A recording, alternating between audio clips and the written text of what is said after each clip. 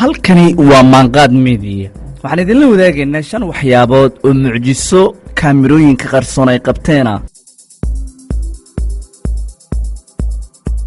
shanta waxa ugu horeeya mucjisada shanaad waxa ay tahay tareelle dukaamada nooca lagu adeegto alaabtana lagu rito oo kaligiis isagoo dhaqdhaqaaq sameynaya la arkay dadkuna ay ka yaabeen markii kaamirada dukaanka ay qabatay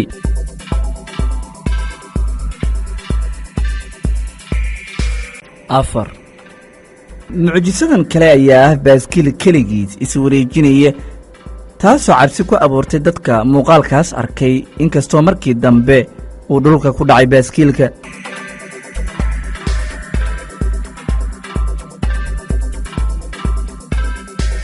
saddex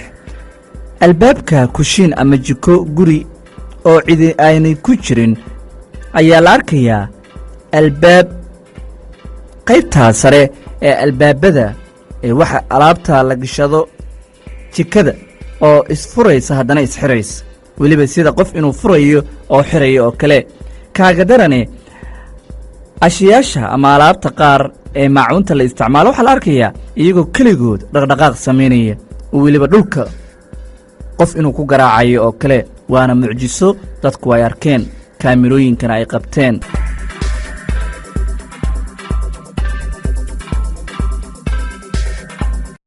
labo waxa tawleed alaab saaran la arkay arrintan mucjisada ah oo dhaqdhaqaaqa lagu arkay alaabta saaran iyada oo ay sameynayso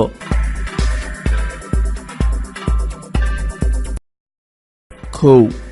waa midda ugu daran 3 nin oo ciyaar khamaar ah ku dheelayay meel baar ahayd miis ay fadhiyeen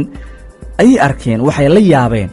taasoo ugu dambayntii ku qasabtay inay ka kacaan meesha oo ay ka kala cararaan markii mucjisadaas ay arkeen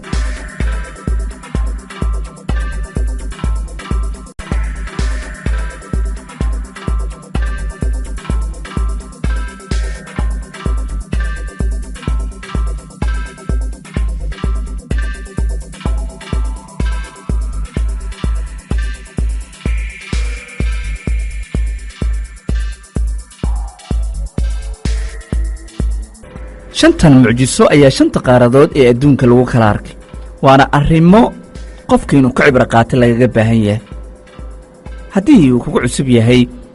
maanqaad media subscribe-ka ha ka ilaawin waadna ku mahadsan tahay daawashadaada kulantin dambe oo xiiso leh nabadgelyo